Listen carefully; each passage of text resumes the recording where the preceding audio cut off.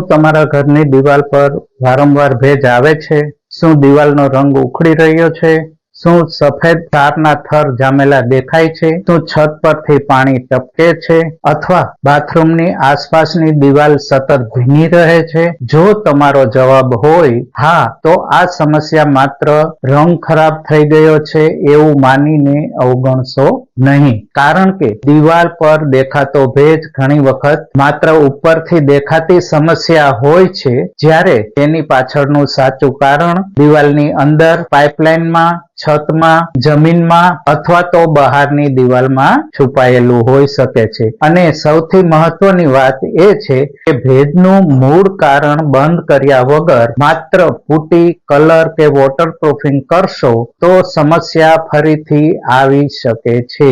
એટલે આજે આપણે સમજવાના છીએ કે ભેજ અને સીપેજ કેમ થાય છે, તેનું સાચું નિદાન કેવી રીતે કરવું, તેના કારણે બાંધકામને શું નુકસાન થાય છે અને કાયમી ઉકેલ તરફ જવા માટે કયા પગલાં લેવા જોઈએ. તો વિડીયોને અંત સુધી જરૂરથી નિહાળજો. નમસ્કાર મિત્રો, આપનું સ્વાગત છે બિલ્ડિંગ પ્લાનિંગ આઈડિયા ચેનલમાં. આજથી આપણે શરૂ કરી રહ્યા છીએ એક મહત્વપૂર્ણ સિરીઝ, ઘરમાં ભેજ અને સીપેજ, કારણો, નિદાન અને કાયમી ઉકેલ. આ સિરીઝના પ્રથમ ભાગમાં આપણે જાણીશું કે ભેજ અને સીપેજ વચ્ચે તફાવત શું છે, ભેજ આવવાના મુખ્ય કારણો ક્યાં છે, ભેજને કારણે બાંધકામને શું નુકસાન થાય છે અને ભેજનું સાચું નિદાન કઈ રીતે કરવું, અને અલગ અલગ કારણ પ્રમાણે પ્રાથમિક ઉકેલ શું છે. જ્યારે ઘર, દુકાન, વખાર, ઓફિસ કે કારખાનું, કોઈ પણ બાંધકામની વાત હોય, પાણી અને ભેજને ક્યારેય પણ હળવાશથી ન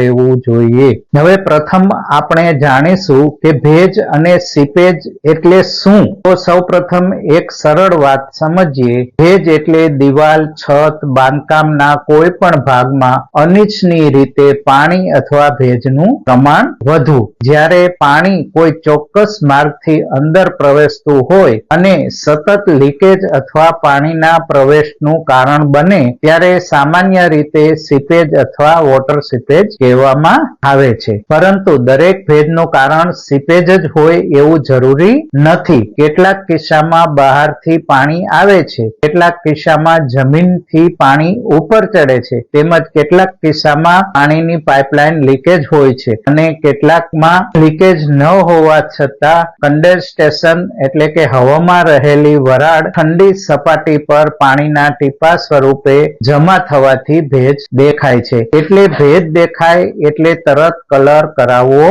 ન જોઈએ. સૌપ્રથમ તેનું કારણ શોધવું જોઈએ. ત્યાર પછી જાણીશું કે જમીનમાંથી ઉપર આવતો ભેજ, રાઇઝિંગ ડેમ્પનેસ.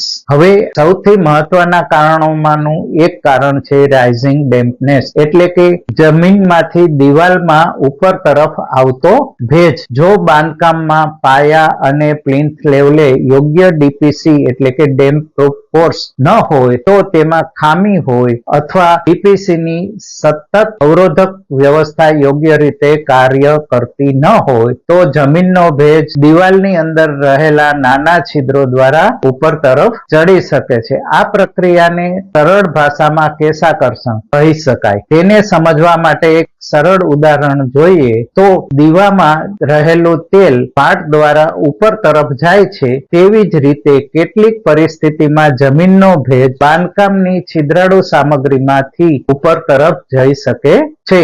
આ પ્રકારના ભેજમાં ઘણી વખત દિવાલના નીચેના ભાગથી ઉપર તરફ ભેજના નિશાન જોવા મળે છે. સાથે સફેદ ક્ષારનો થર, રંગ ઉખડવો, પ્લાસ્ટર નબળું પડવું જેવી સમસ્યાઓ પણ જોવા મળી શકે છે. ત્યાર પછી છે છત અને અગાસીનું લીકેજ. બીજું મોટું કારણ છે રૂફ લીકેજ અથવા ટેરેસ લીકેજ. જો અગાસીમાં યોગ્ય ઢાળ ના હોય, તો વરસાદનું પાણી ઝડપથી બહાર ન નીકળતું હોય અને ડ્રેનેજ પાઇપ બ્લોક હોય, અથવા તો વોટરપ્રૂફિંગમાં ખામી હોય, તો પાણી છત પર જમા થઈ શકે છે. ધીમે ધીમે આ પાણી છતના માઇક્રો ક્રેક્સ અથવા તો નબળા જોડાણોમાંથી અંદર પ્રવેશી શકે છે, અને પછી છત પર ડાઘ, દિવાલ પર ભેજ, પ્લાસ્ટર ઉખડવું અને ક્યારેક આરસીસી માં રહેલા ટીલ સુધી ભેજ પહોંચવાની સમસ્યા એટલે કે ચોમાસા પહેલા ટેરેસ વોટરપ્રૂફિંગ અને વરસાદી ડ્રેનેજ સિસ્ટમની તપાસ કરવી ખૂબ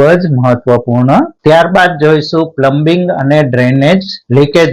હવે એક એવી સમસ્યા છે જે ઘણી વખત બહારથી સરળતાથી દેખાતી નથી. પાઇપલાઇનનું લીકેજ. બાથરૂમ, રસોડું, ટોયલેટ અથવા અન્ય પાણીની લાઇન લીકેજ હોય તો પાણી દિવાલની અંદર મુસાફરી કરી શકે છે. ક્યારેક લીકેજ એક જગ્યાએ હોય અને તેનો ભેજનો ડાઘ બીજી જગ્યાએ દેખાતો હોય છે. એટલે જ્યાં ભેજ દેખાય છે ત્યાં જ લીકેજ છે એવું માનવું યોગ્ય નથી. ખાસ કરીને પાણીની સપ્લાય પાઇપ, ડ્રેનેજ પાઇપ, બાથરૂમની ફ્લોર ટ્રેપ, ટોયલેટનું જોડાણ, વોશ બેઝિન, કિચન સિંક, પાણીના જોડાણો વગેરેની તપાસ કરવી જરૂરી બને છે. ત્યાર પછી જોઈશું બહારની દિવાલમાંથી વરસાદનું પાણી. ચોમાસામાં બહારની દિવાલ પર વરસાદનું પાણી પડે છે. જો બહારની દિવાલમાં તિરાડો હોય, પ્લાસ્ટર નબળું હોય, જોડાણોમાં ગેપ હોય, બારીઓની આસપાસના સીલિંગ ખરાબ થઈ ગયેલ હોય,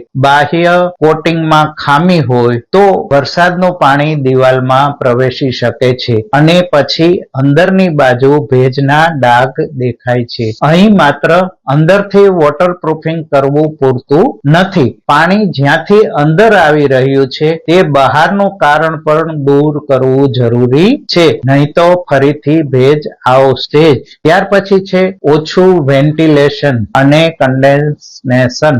હવે એક ખૂબ મહત્વપૂર્ણ કારણ, ઘણા લોકો દરેક ભેજને લીકેજ માની લે છે, પરંતુ ક્યારેક પાણી કોઈ લીકેજમાંથી આવતું નથી, પરંતુ રૂમમાં હવામાં રહેલી વરાળ જ્યારે ઠંડી દિવાલ અથવા કાચ જેવી સપાટી સાથે સંપર્કમાં આવે છે ત્યારે ત્યાં પાણીના ટીપા સ્વરૂપે જમા થઈ જાય છે. આને કન્ડેન્સેશન કહેવામાં આવે છે. ખાસ કરીને રસોડું, બાથરૂમ, બંધ રૂમ, સ્ટોર રૂમ, ભેજવાળા કારખાના, ઓછી હવાની અવર જવર વાળા સ્થળો, આવા જગ્યાએ આ સમસ્યા વધુ જોવા મળી શકે છે. આ માટે વેન્ટિલેશન અને ક્રોસ વેન્ટિલેશન ખૂબ જ જરૂરી રહે છે. જરૂર હોય ત્યાં એક્ઝોસ્ટ ફેન અથવા યોગ્ય મિકેનિકલ વેન્ટિલેશનની વ્યવસ્થા કરવી જોઈએ. ત્યાર પછી નબળી બાંધકામ સામગ્રી અને બાંધકામની ખામીઓ. હવે વાત કરીએ બાંધકામ સમયની. જો બાંધકામમાં ગુણવત્તા વિનાની અથવા અયોગ્ય રીતે સંગ્રહિત સામગ્રી વપરાય, મોર્ટારનું યોગ્ય પ્રમાણ ન હોય, ક્યોરિંગ યોગ્ય રીતે થયેલું ન હોય, પ્લાસ્ટરનું કામ નબળું હોય અથવા જરૂરી જગ્યાએ વોટરપ્રૂફિંગ ડિટેલ્સ આપવામાં આવ્યા ન હોય તો ભવિષ્યમાં ભેજની સમસ્યા વધવાની શક્યતાઓ રહેતી હોય છે. આ ઉપરાંત યોગ્ય ડીપીસી નો અભાવ, બારી બારણાની આસપાસ નબળું સીલિંગ, પાઇપલાઇનની ખોટી ડિટેલિંગ, ટેરેસમાં ખોટો ઢાળ, ડ્રેનેજની ખામી, આ બધા કારણો પણ જવાબદાર બની શકે છે. ભેજથી બાંધકામને શું નુકસાન થાય છે તે જાણીએ. આ પ્રશ્ન સૌથી મહત્વનો પ્રશ્ન છે. ભેજને કારણે શું નુકસાન થાય છે તો સૌપ્રથમ નજરે દેખાતું નુકસાન જોઈએ તો તે છે રંગ અને પુટ્ટી ઉખડી જવી. દિવાલ પર રહેલા ભેજમાં રંગમાં ફોલ્લા પડે છે અને પુટ્ટી છૂટી પડે છે અને પછી રંગ અથવા પુટ્ટીના પોપડા ઉખડીને ખરી પડે છે. ત્યાર પછી સફેદ ક્ષારનો થર. દિવાલ પર સફેદ ક્ષારનો પાવડર જેવો થર દેખાય છે. આને એફ્લોરેસન્સ કહેવામાં આવે છે. બાંધકામની અંદર રહેલા દ્રવ્ય ક્ષારો પાણી સાથે સપાટી પર આવી પાણી સુકાઈ ગયા પછી સપાટી પર જમા થઈ જાય છે. ત્યાર પછીનું કારણ છે પ્લાસ્ટર નબળું પડવું. સતત ભેજ રહે તો પ્લાસ્ટરનું બોન્ડ નબળું પડે છે. પરિણામે પ્લાસ્ટર ખોખલું થવું, ફૂલવું અથવા દિવાલથી અલગ થવું જેવી સમસ્યાઓ થઈ શકે છે. ત્યાર પછીનું કારણ છે તિરાડો અને સપાટીઓને નુકસાન. ભેજ સાથે બાંધકામની હિલચાલ, વિવિધ સામગ્રીનું સંકોચન, વિસ્તરણ અને અન્ય પરિબળો જોડાય ત્યારે કેટલીક જગ્યાએ તિરાડો પણ દેખાઈ શકે છે, પરંતુ દરેક તિરાડનું કારણ ભેજ છે તેવું માનવું નહીં. મોટી, વધતી જતી અથવા માળખાકીય પ્રકારની તિરાડ હોય એટલે કે સ્ટ્રક્ચર એન્જિનિયરની તપાસ કરાવી કરાવવી જરૂરી બની શકે છે. ત્યાર પછી છે ફૂગ અને આરોગ્ય. ભેજવાળી અને ઓછી વેન્ટિલેશન વાળી જગ્યાએ ફૂગ વિકસી શકે છે. તેને કારણે દુર્ગંધ, આંખ અથવા નાકમાં અસ્વસ્થતા, એલર્જી જેવી સમસ્યાઓ, શ્વસન તંત્રમાં તકલીફ વગેરે થઈ શકે છે. ખાસ કરીને સંવેદનશીલ વ્યક્તિઓમાં આ વસ્તુની અસર જલ્દી થાય છે. એટલે ફૂગ દેખાય તો માત્ર તેને રંગથી ઢાંકી દેવાને બદલે ભેજનું મૂળ કારણ દૂર કરવું અને અસરગ્રસ્ત સપાટીની યોગ્ય સફાઈ કરવી જરૂરી બની જાય છે. ત્યાર પછીનું કારણ છે આરસીસી અને સ્ટીલમાં કાટ. હવે વાત કરીએ સૌથી ગંભીર બાબતોમાંની એક. જો ભેજ આરસીસી ના અંદરના સ્ટીલ સુધી પહોંચે અને જરૂરી પરિસ્થિતિઓમાં સ્ટીલમાં કોરોઝન એટલે કે કાટ લાગવાનો શરૂ થાય તો આ કાટથી સ્ટીલ તેનું કદ વધારે છે. આ વધારાનું દબાણ આસપાસના કોન્ક્રીટમાં ક્રેક અને સ્પેલિંગ જેવી સમસ્યાઓ પેદા કરી શકે છે. એટલે જો આરસીસી બીમ, કોલમ કે સ્લેબમાં કોન્ક્રીટ તૂટતું હોય, સળિયા દેખાતા હોય અથવા તો કાટના નિશાન હોય તો માત્ર સિમેન્ટથી પેચિંગ કરવું યોગ્ય નથી. અનુભવી સ્ટ્રક્ચર એન્જિનિયર અથવા યોગ્ય ટેકનિકલ નિષ્ણાતની તપાસ કરાવવી જોઈએ. લોખંડ, બારીઓ અને ફર્નિચરના નુકસાન વિશે વાત કરીએ તો સતત ભેજને કારણે લોખંડની બારીઓમાં કાટ, ગ્રીલમાં કાટ, મેટલ ફ્રેમમાં નુકસાન, લાકડાના ચોકઠામાં સડો, વોર્ડરોબ અને કેબિનેટમાં નુકસાન થઈ શકે છે. લાકડું સતત ભેજવાળું રહે તો તેમાં જીવાત અથવા ઉધઈની સમસ્યાઓ પણ વધવાની શક્યતાઓ રહે છે. ત્યાર પછી ટાઇલ્સ અને અન્ય ફિટિંગ્સને થતું નુકસાન. ભેજ અને પાણીની સમસ્યા લાંબા સમય સુધી ચાલુ રહે તો ટાઇલ્સના બોન્ડમાં સમસ્યા, ટાઇલ્સ ઉખડવી, ગ્રાઉટ ખરાબ થવું, ફ્લોરિંગ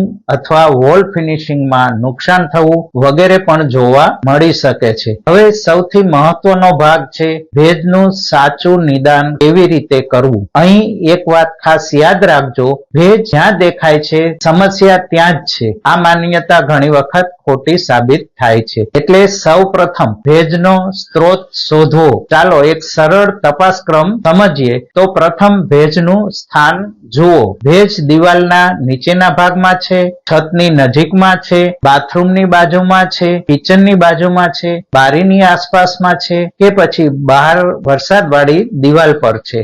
સ્થાન ઘણું બધું કહી શકે છે. બીજું, ભેજનો પેટર્ન જુઓ. ભેજ નીચેમાંથી ઉપર તરફ જાય છે, છતમાંથી નીચે તરફ આવે છે અથવા તો વરસાદ પછી જ દેખાય છે. આ માહિતી કારણ શોધવામાં મદદરૂપ થાય છે. ત્રીજું, પ્લમ્બિંગ તપાસો. જરૂર પડે તો પાણીની લાઇનનું પ્રેશર ટેસ્ટિંગ, લીક ડિટેક્શન અથવા તો સંબંધિત ટેકનિકલ તપાસ કરાવવી જરૂરી બને છે. ત્યારબાદ બહારની દિવાલો તપાસો. ક્રેક્સ, જોઇન્ટ્સ, વિન્ડો સીલિંગ્સ અને એક્સટર્નલ પ્લાસ્ટરની તપાસ કરો. ત્યારબાદ ટેરેસ એટલે કે અગાસી તપાસો. ઢાળ, ડ્રેનેજ આઉટલેટ, વોટરપ્રૂફિંગ અને પાણી ભરાવાની સ્થિતિને તપાસો. ત્યાર પછી છે વેન્ટિલેશન તપાસો. રૂમમાં હવાની અવરજવર યોગ્ય છે કે નહીં તેની તપાસ. હવે જાણીએ કે કારણ પ્રમાણે પ્રાથમિક ઉકેલ ક્યાં છે. તો પેલું, રાઇઝિંગ ડેમ્પનેસ માટે. જો ખરેખર જમીનમાંથી ઉપર આવતો ભેજ હોવાનું નિદાન થાય તો તે યોગ્ય પદ્ધતિ પસંદ કરવી જરૂરી થઈ જાય છે. જૂના બાંધકામમાં કેટલીક પરિસ્થિતિઓમાં કેમિકલ ડેમ્પ પ્રૂફ ઇન્જેક્શન જેવી પદ્ધતિનો ઉપયોગ કરવામાં આવે છે. પરંતુ કઈ કેમિકલ સિસ્ટમ અને કઈ ઇન્સ્ટોલેશન મેથડ યોગ્ય રહેશે તે દિવાલના પ્રકાર, જાડાઈ અને બાંધકામની સ્થિતિને આધારે તેમજ ભેજના કારણ પર આધારિત હોય છે. માત્ર કોઈ પણ કેમિકલ દિવાલમાં ઇન્જેક્ટ કરી દેવાથી સમસ્યાનો કાયમી ઉકેલ આવતો નથી. જરૂર પડે ત્યારે અસરગ્રસ્ત જૂનું પ્લાસ્ટર દૂર કરી ક્ષાર અને નબળી સામગ્રીને સાફ કરીને યોગ્ય સ્પેસિફિકેશન પ્રમાણે નવું પ્લાસ્ટર કરવું જરૂરી બને છે. ત્યાર પછી છે પ્લમ્બિંગ લીકેજ માટે. જો પાઇપલાઇન લીક હોય તો પહેલા પાઇપલાઇન રિપેર કરો. જરૂર પડે તો પાઇપલાઇન બદલો. બાથરૂમ ટાઇલ્સના જોઈન્ટ અને અન્ય જરૂરી જગ્યાએ યોગ્ય ગુણવત્તાનું ગ્રાઉટ અથવા તો સિલેન્ટ વાપરો.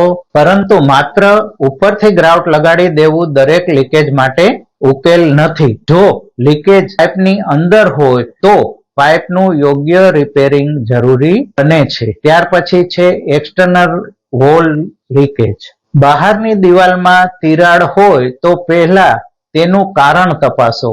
તિરાડનું કદ અને પ્રકાર પ્રમાણે યોગ્ય ક્રેક રિપેર સિસ્ટમ પસંદ કરો. ત્યારબાદ બહારની દિવાલ માટે યોગ્ય વોટરાઇઝિંગ એક્સટર્નલ કોટિંગ અને પ્રોટેક્ટિવ કોટિંગનો ઉપયોગ કરી શકાય છે. અહીં પણ માત્ર અંદરની દિવાલ રંગી દેવાને બદલે વરસાદનું પાણી અંદર પ્રવેશે છે તે માર્ગ બંધ કરવો મહત્વપૂર્ણ છે. ત્યાર પછી આવે છે ટેરેસ લીકેજ માટે.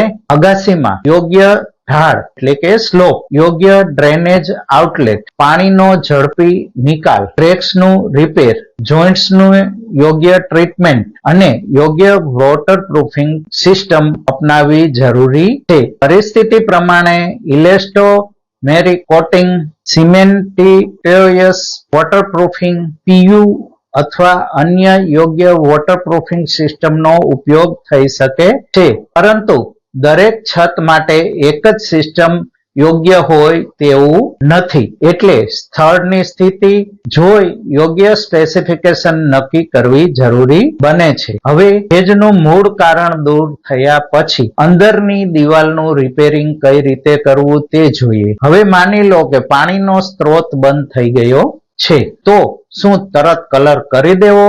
ના, તરત કલર ન કરવો જોઈએ. પ્રથમ દિવાલને પૂરતી રીતે સૂકવવી અને અસરગ્રસ્ત સામગ્રીનું મૂલ્યાંકન કરવું જરૂરી છે. પહેલું સ્ટેપ, ખરાબ થયેલો રંગ અને પુટ્ટી દૂર કરો. જ્યાં સુધી નબળું અથવા ફૂલેલું મટીરિયલ છે ત્યાં સુધી તેને દૂર કરવું જરૂરી હોય તો નબળું પ્લાસ્ટર કાઢી નાખવું જરૂરી છે. ત્યારબાદ લૂણો લાગેલ હોય તો તેને સાફ કરો. દિવાલ પરનો સફેદ ક્ષાર યોગ્ય રીતે સાફ કરવો જરૂરી છે. ત્યારબાદ દિવાલ સુકાય એ પણ મહત્વપૂર્ણ છે.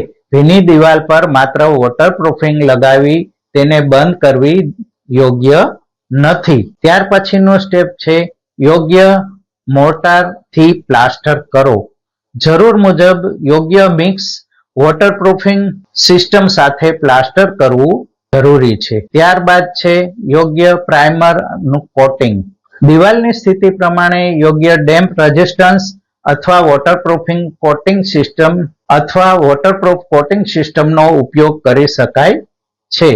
ત્યારબાદ પુટ્ટી અને પેઇન્ટ. દિવાલ પૂરતી સુકાઈ ગઈ હોય અને સબસ્ટ્રેટ યોગ્ય સ્થિતિમાં હોય ત્યારબાદ જ યોગ્ય પુટ્ટી, પ્રાઇમર અને ગુણવત્તાયુક્ત કલર કરવો જોઈએ. હવે અહીં એક મહત્વની ચેતવણી જોઈએ તો બજારમાં ઘણી વખત એવું કહેવામાં આવે છે કે આ કેમિકલ લગાવો અને ભેજ કાયમ માટે બંધ. પરંતુ વાસ્તવિક બાંધકામમાં ભેજના અનેક કારણો હોઈ શકે છે. એટલે કોઈ પણ કેમિકલ અથવા વોટરપ્રૂફિંગની પ્રોડક્ટ ખરીદતા પહેલા પ્રથમ કારણ શોધો, ત્યારબાદ સિસ્ટમ પસંદ કરો. ઉત્પાદનનું નામ કરતા તેની યોગ્ય જગ્યાએ, યોગ્ય સરફેસ પ્રિવેન્ટેશન સાથે અને મેન્યુફેક્ચરની રિકમેન્ડેડ મેથડ પ્રમાણે થયેલ એપ્લિકેશન વધારે મહત્વની રહે છે. ભેજ અટકાવવા માટે આગોતરી કાળજી જોઈએ તો હવે કેટલીક બાબતો માટે નવા અને જૂના બંને બાંધકામ માટે આ પદ્ધતિઓ ઉપયોગી છે. યોગ્ય વેન્ટિલેશન રાખો, એટલે કે રૂમમાં હવાની અવર જવર રહે તે રીતે સિસ્ટમ ગોઠવવી. બાથરૂમ અને રસોડામાં એક્ઝોસ્ટ ફેન ખૂબ ઉપયોગી થઈ શકે છે. હવે ત્યારબાદ છે ક્રોસ વેન્ટિલેશન રાખો. શક્ય હોય ત્યાં બારીઓ અને વેન્ટિલેશનની યોગ્ય વ્યવસ્થા કરો જેથી હવાની અંદર આવવાની અને બહાર નીકળવાની સવલત રહે. ત્રીજું છે ટેરેસ સાફ રાખો, એટલે કે ડ્રેનેજ આઉટલેટ્સમાં કચરો ન ભરાય તેનું ધ્યાન રાખો. વરસાદ પહેલા છતને તપાસો. નાની ક્રેક્સ અથવા લીકેજ શરૂઆતથી જ રિપેર કરો. પ્લમ્બિંગ લીકેજને અવગણશો નહીં. નાનું ટપકતું પાણી લાંબા સમયે મોટું નુકસાન કરી શકે છે. નવા બાંધકામમાં ડીપીસી અને વોટરપ્રૂફિંગ ડિટેલ્સ યોગ્ય રીતે આપો. બારી અને બાહ્ય ઓપનિંગની સીલિંગ યોગ્ય રીતે રાખો. મિત્રો, હવે જાણીશું કે આજે આપણે શું શીખ્યા. ચાલો સમગ્ર વિડીયોની વાત ટૂંકમાં સમજીએ. તો પહેલું છે, ભેજ સામાન્ય સમસ્યા નથી, તેનું મૂળ કારણ શોધવું જરૂરી છે. બીજું, ભેજ જમીનમાંથી, છતમાંથી, પાણીની પાઇપલાઇનમાંથી, બહારની દિવાલમાંથી અથવા તો કન્ડેન્સેશનના કારણે આવી શકે છે. ત્રીજું, માત્ર અંદરથી રંગ કે પુટ્ટી કરવાથી મૂળ સમસ્યા દૂર થતી નથી. ચોથું, લાંબા સમયનો ભેજ પ્લાસ્ટર, રંગ, ફર્નિચર, મેટલ અને કેટલીક પરિસ્થિતિઓમાં આરસીસી રેન્ફોર્સમેન્ટને પણ નુકસાન પહોંચાડી શકે છે. ત્યારબાદ પાંચમું, ભેજવાળી જગ્યાએ ફંગસ વિકસી શકે છે, એટલે કે ફૂગ વધી શકે છે. યોગ્ય સફાઈ અને ભેજનું નિયંત્રણ જરૂરી છે. ત્યારબાદ છઠ્ઠું, યોગ્ય કારણ શોધી યોગ્ય વોટરપ્રૂફિંગ અથવા રિપેરિંગ સિસ્ટમ પસંદ કરવી. ત્યારબાદ સૌથી મહત્વની વાત જોઈએ તો ભેજ છુપાવવો નહીં, ભેજનું કારણ શોધી ભેજ આવતો બંધ કરવો. મિત્રો, આજના ભાગ 1માં આપણે ભેજ, સીપેજના મુખ્ય કારણો, તેનાથી થતા નુકસાન, નિદાન અને અલગ અલગ પરિસ્થિતિઓમાં અપનાવી શકાય તેવા પ્રાથમિક ઉકેલો વિશે જાણ્યું. પરંતુ હવે એક ખૂબ મહત્વનો પ્રશ્ન બાકી છે. જમીનમાંથી દિવાલ ઉપર આવતો ભેજ ખરેખર કેવી રીતે ઓળખવો? કેમિકલ ડીપીસી શું છે? દિવાલમાં ઇન્જેક્ટ ક્યાં કરવું? કેટલા અંતરે કરવું? કઈ પ્રકારની દિવાલમાં કઈ પદ્ધતિ ઉપયોગી બની શકે છે? જૂનું પ્લાસ્ટર કેટલું કાઢવું? કયું મટીરિયલ કઈ રીતે વાપરવું? અને સૌથી મહત્વનું, આ કામ કરતી વખતે કઈ સામાન્ય ભૂલો થતી ટાળવી? આ બધી બાબતો આપણે વિગતવાર જાણીશું આ સિરીઝના ભાગ 2માં. તો આવતા શુક્રવારે સાંજે 4 વાગ્યે રજૂ થનારો એપિસોડ જોવાનું ચૂકશો નહીં. જો તમને બાંધકામ, ઘરનું આયોજન, વોટરપ્રૂફિંગ, વાસ્તુ, બિલ્ડિંગ પ્લાનિંગ અને બાંધકામ સંબંધિત ઉપયોગી માહિતી સરળ ભાષામાં મેળવવી ગમતી હોય તો બિલ્ડિંગ પ્લાનિંગ આઈડિયા ચેનલને લાઇક, શેર અને સબસ્ક્રાઇબ કરવાનું ભૂલશો નહીં. તમારો એક લાઇક અને સબસ્ક્રાઇબ અમને આવી જ વધુ માહિતીસભર વિડીયો બનાવવાની પ્રેરણા આપે છે. ફરી મળીશું આગામી એપિસોડમાં. ત્યાં સુધી બાંધકામની કાળજી રાખો, યોગ્ય આયોજન કરો અને સમસ્યા ઊભી થાય તે પહેલા જ તેનું નિરાકરણ કરો. ધન્યવાદ.